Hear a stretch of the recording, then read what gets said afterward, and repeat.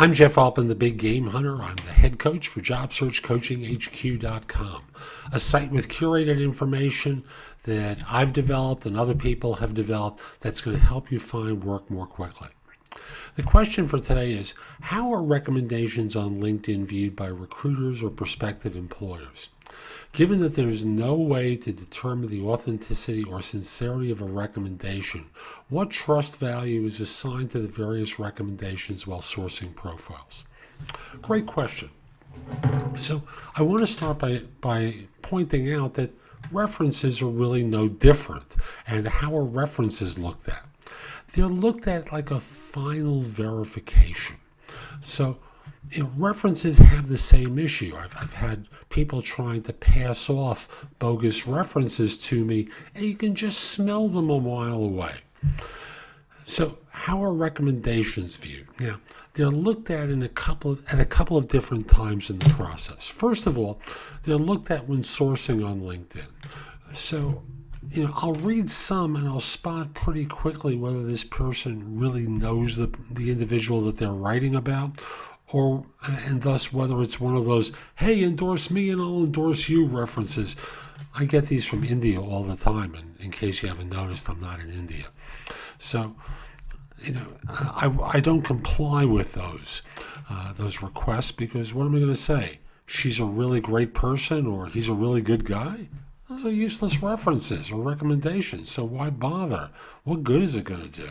And how are they going to believe me in the U.S. is going to know their work? So you can kind of look at the recommendations and break them down to identify the ones where someone really knows them, whether what's said is very thin, or whether there's some substance there. So the thin references you ignore. The substantial ones that talk about, provide a story in them about how you were the hero has a different weight in my mind.